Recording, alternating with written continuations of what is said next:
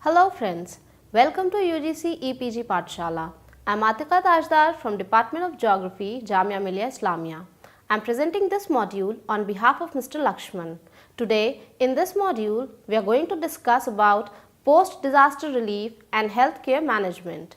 The learning objectives are post-disaster relief and the process.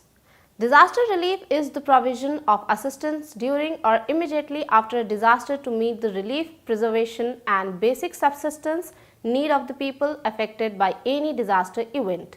It can be of any immediate, short-term or protracted duration, but the provision of relief appropriate to the need of the community and to ensure last mile connectivity is not a simple and straightforward activity. It involves multiple internet process and strategies.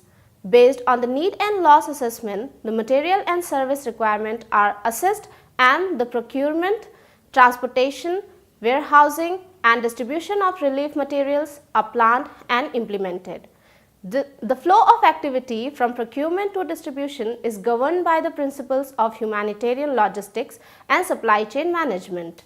This section will elaborate these processes associated with post-disaster relief provisioning. Let us discuss the relief cycle. The relief requirements in a post-disaster operation can be segregated into 4 distinct phases. First is assessment. This phase is carried out immediately after the disaster strike to identify and assess the immediate material and resource need of the affected people. During this phase, there is no significant movement of resources or material. Second, deployment. In the deployment phase, the relief reaching the affected area and the associated activities goes through a sudden spike and a ramping up of processes. Third, sustainment. During this phase, the relief reaching the affected area and the associated activities is sustained at a stable level. Fourth, reconfiguration. During this phase, the operations are reduced and the relief provided also reduces following a ramp down function and gradually terminated with the responding agency having fulfilled mandate or have ran out of resources. The relief cycle is observed in all relief operations and any organization responding to a disaster scenario will be following these phases. After the reconfiguration phase, depending on the development requirement, another similar cycle can start. But it is beyond the purview of this module. What is humanitarian supply chain? Commercially, supply chain is defined as the network of entities through which material flows. It consists of all activities associated with moving goods from the stage of raw material to the final stage where it reaches the end user. These activities include procurement and sourcing, production planning, production inventory or stock management, transportation or logistics, warehousing and storage, and customer service. The management of the entire process is called supply chain management. Supply chain in disaster specialize in organizing the procurement, transport, storage and delivery of required supplies in case of disaster to the affected people. Commercial supply chain are often disrupted after the disaster. To fill the space while addressing the sudden spike in demand and probably the sudden shortage of supply, the formulation of a humanitarian supply chain focused toward alleviating the suffering of the disaster affected community is required. The objective is to address the demand and supply uncertainty and satisfy beneficiary requirement in a timely manner at an acceptable cost. The humanitarian supply chain differ from a commercial supply chain in the following aspects. Unpredictable and unstable demand from previously unknown locations. Usually, production phase is not considered in humanitarian supply chain. The cost of supply demand gap is very high in the humanitarian supply chain, which is often life and death. Due to the involvement of multiple stakeholders and the ultimate motive of providing essentials to the affected community, there is a little performance measurement built in the system. The last one is variable level of enabling technology, especially if the operations are from a developed nation organization working in developing underdeveloped nation. Now, disaster relief network. The following diagram represents a typical disaster relief chain configuration. Disaster relief network shows the flow of goods from the source to the beneficiaries in a humanitarian relief operation. Based on the post-disaster rapid assessments, the supply of relief in the disaster-affected area is initiated. The preposition material, which is materials strategically stored in a certain pre-planned location for ready utilization in case of contingencies or disasters, are mobilized, while material which need to be procured from local and global sources, they could also be the supply of donated items in response to the appeals from various forums.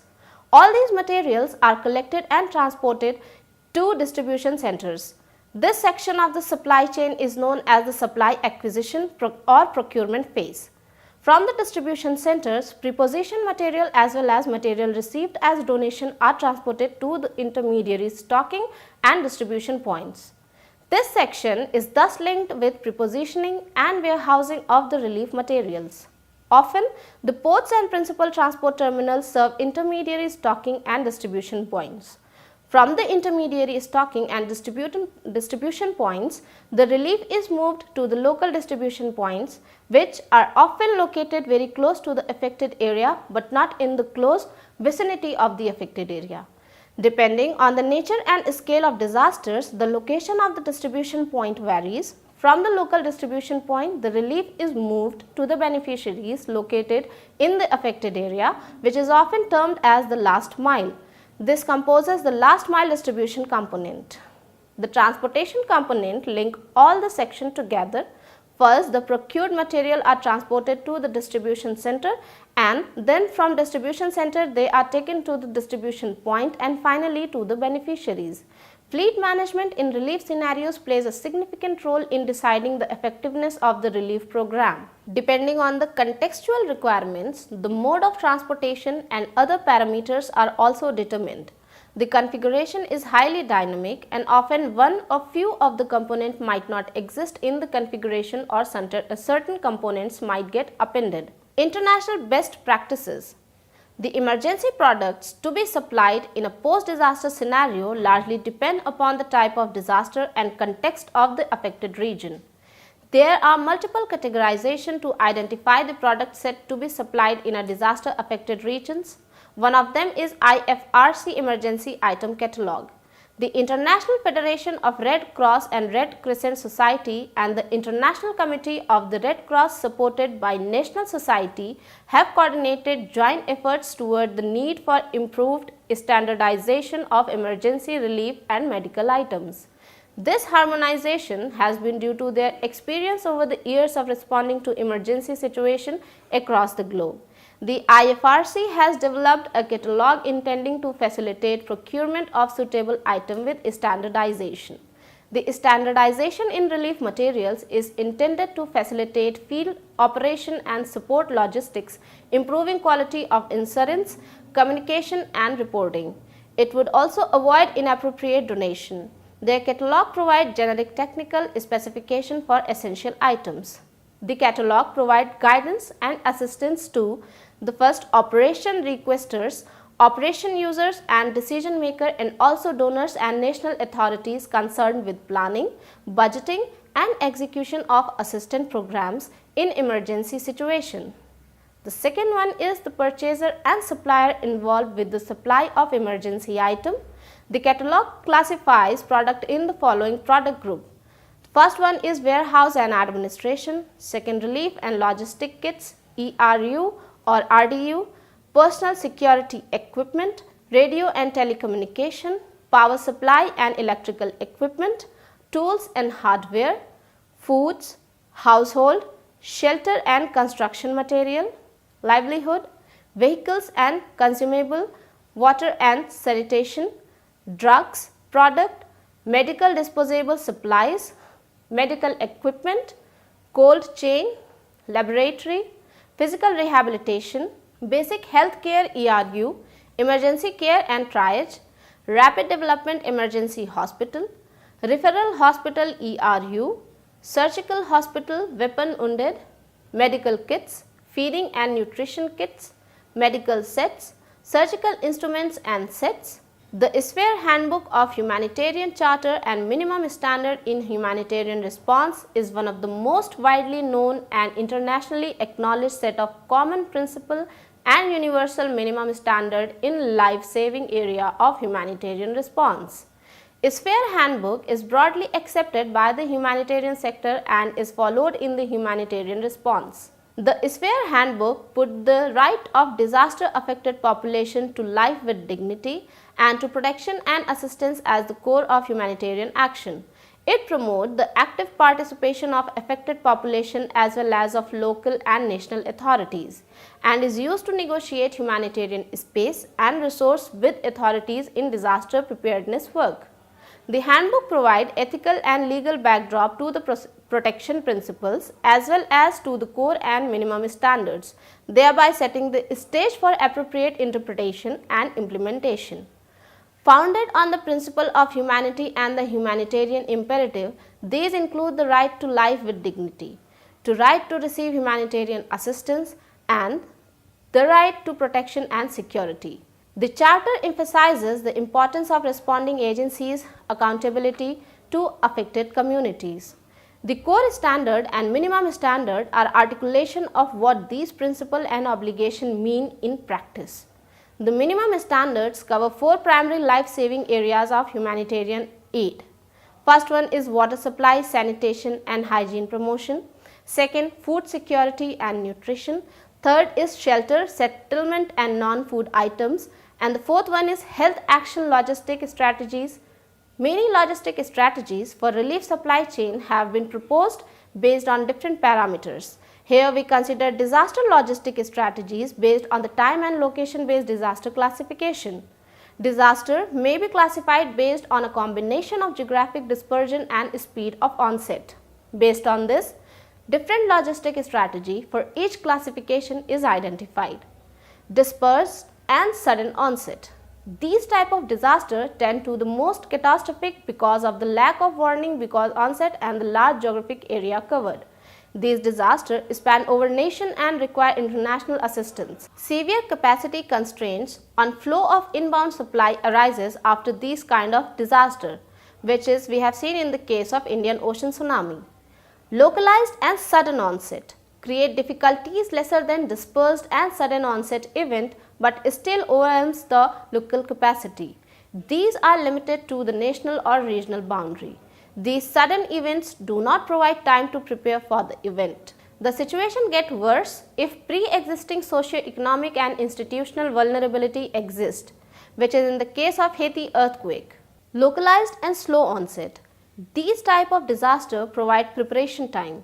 They are also limited to regional or national boundaries. Compared to the other four categories of the disaster, these are the easiest to address, but even these events can affect significant number of population due to poor planning and infrastructural failure post-disaster, which is in the case of Hurricane Katrina. The fourth one is dispersed and slow onset.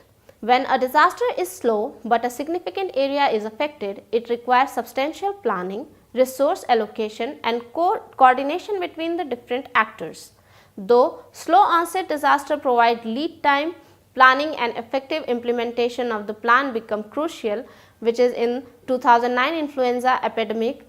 Based on the type of disaster, four fundamental strategies can be employed. The first one is pre-positioning. It is the most desirable logistic strategy for disaster event where it would shorten the lead time to provide supplies. But the primary issue with the pre-positioning is investment in such inventories could be large. Store of pre-positioning stock should be secure, else pre-positioning is ineffective. The second one is proactive deployment. Mobilizing material in areas close to expected disaster zone when a disaster is anticipated. This reduces delivery time but is less effective in lead time reduction than pre-positioning. But this reduces cost involved in holding inventories. Third one is phased deployment. It is the delivery of material to a disaster area as it is needed and in the quantity in which it is needed. It prevents inundation of disaster affected areas by unsolicited materials. Fourth one is surge capacity. It referred to surge in transportation of manpower and material from location outside disaster zone once a disaster strikes. It is comparable to prepositioning of capacities. Prepositioning as a strategy. It is the process of placing essential supply at a strategic location before a disaster event occurs so that they may be available immediately after the event. Positive strategy. Key commodities are available in short time reduction in lead time increasing speed of response. Commodities are accessible because of strategic geographic positioning. Goods available at right price through prior negotiation. Extra cost of purchase post-disaster due to high demand can be avoided. Helps in maintaining the quality standards, safety against emerging threats, aids decision making and emergency planning when information of available stock is known. Negative strategy. High cost involved in purchase and maintenance, expiration of unused materials and issues with disposal, hard to receive funds pre-disaster to support large inventories, post-disaster financial relaxation are not applicable in pre-disaster purchase. In multiple cases, it has been observed that pre-positioning of materials have been largely successful in quick response. The concept of pre-positioning is embedded in military planning operation. The success of IFRC response in Uganda was largely attributed to decentralized supply chain and its pre-positioning strategy. Even in Cyclone Nargis in Myanmar, the pre-positioning approach helped. India is a multi-hazard prone nation with multiple regions affected by disasters, both routine and rare. In case of routine hazard, the response is often more costly than preparedness, and also the certainty factor is also high. As such, prepositioning in this case should be considered. In case of rare hazard, uncertainty and magnitude is often a hindrance to design a prepositioning solution. But if the correct prepositioning strategy based on the product type and disaster location is used, then the negative of prepositioning can be suitably handled. Now, we will discuss about post-disaster health care management. Both on the above understanding, let us look at the post-disaster health care management. In this section, we will focus on public health and explore how public health issues in disaster can be addressed. Public health is an effort by the society to protect, promote and restore health of the community. It is a combination of sciences, skills and belief directed at maintaining and improving health of the people through collective social action. It aims at preventing diseases and addressing health needs of the population as a whole. The following diagram shows the threefold mechanism of healthcare intervention. The people standing near the cliff are marching ahead. Without any protection, they might walk off the cliff, fall and may be seriously injured. Through the health interventions, the primary barrier is erected at the cliff so that the people do not walk off the cliff. Then a secondary prevention mechanism is laid in the form of a safety net, and thirdly, as tertiary prevention medical care is present at the ground to provide medical assistance in case of a fall. Now we will discuss about public health approach. The public health care approach to the community dwellers follow the following steps. First is define the problem, collection, analysis and interpretation of data. Second, identify the risk, whether preventable, controllable, what is the priority. Third, identify the protective factor and prevention strategy. Fourth, identify the implementation mechanism and widespread adoptions. The key challenges that public health faces due to disaster include: the first one is exposure to natural elements, which is massive displacement and homeless might result from disaster. This becomes a particular problem when disaster occur in areas with extreme temperature or weather, which is an example of Pakistan earthquake of 2005 ravaged village, leaving many homeless. Providing sufficient provision to avoid the impact of the upcoming winter was a major concern. Second is food and nutrition. Shortage of food in the aftermath of a disaster due to the availability or access constraint put affected population under severe stress. Malnourishment, energy deficiency, reduced immunity are some of the major issues faced. protein energy malnutrition, which affected children in poorer communities in most of the developing nation, increases susceptibility to many communicable diseases like malaria and tuberculosis. Fourth is communicable disease. The risk of diseases, especially communicable disease, in a post-disaster scenario is dependent on the following factor: pre-existing diseases in population. The risk of epidemic after a disaster is related to the endemic level of diseases pre-existing in the population. These include various diseases like diarrhea, dysentery, cholera, measles, tuberculosis, malaria, skin diseases and relapsing fever. Diseases caused due to ecological changes. Natural disaster may alter the potential for diseases transmission by altering the ecological conditions. Most important diseases are those transmitted by mosquito vector and through water. The breakdown in living condition following disaster may increase the hazard of transmission of such communicable diseases. The incidence of dog bite and risk of rabies may increase as neglected strays come in close with contact with person living in temporary shelters. Population movement. Increased population density in disaster affected area may cause burden on water supply and other services. Further, the movement could also introduce susceptible population to a new disease or disease vector. Few of the potential disease outbreak in the temporary settlement are diarrheal disease and dysentery, viral hepatitis, measles, whooping cough, malaria, tuberculosis, scabies and other skin infection. Damage to the public utilities. Damage of water supplies and sewage disposal system may increase waterborne and excremental diseases. Interruption of public health services. The important services interrupted in this context are vector control program, which might lead to resurgence of malaria and other vector-borne diseases. Routine immunization program against measles, whooping cough, poliomyelitis, tuberculosis and diphtheria may also be interrupted. Social reaction, which include spontaneous behavior like panic and anxiety. Thus, a thorough understanding of the situation including the disaster and its corresponding impact on vulnerable population, the adaptive capacity and the catastrophic destruction of adaptive capacity would help in providing life-saving medical care and preventive health care due to disease spread there, aiding in early recovery process. Once the immediate response starts to bring stability in the health of the disaster affected community, emergency health care must give way to a public health focused response for sustainable long-term arrangement. Depending on the type of impact, health management processes post-disaster would consist of the search, rescue and first aid consist of searching for the rescuing the affected people, providing physical and psychological first aid. Triage. If the quantity and severity of injuries is greater than the operating capacity of health facilities available at the site of disaster, a rapid classification of the injured on basis of severity of their injuries and likelihood of their survival with prompt treatment is envisaged. Such a practice by medical professional is termed as triage.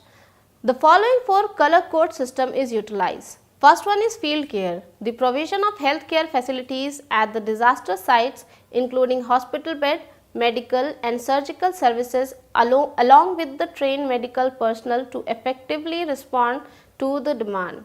Let us discuss the guideline to address public health in post-disaster situation. First one is implement public health measure at the earliest after any disaster event so that the risk of disease transmission may be reduced. Second, organization of a reliable and robust disease reporting system to identify outbreak in disaster affected area and to promptly initiate control measure. Third, disease surveillance mechanism to be established to investigate all report of disease outbreak rapidly with a special focus on communicable diseases through water, air and other vector-borne diseases. Fourth is nutrition. Infants, children, pregnant and lactating women, sick people's need must be taken care of in priority. nutritional need of the affected population, their daily food ration must be calculated and a step must be undertaken to ensure food relief by monitoring the nutritional status of the affected population.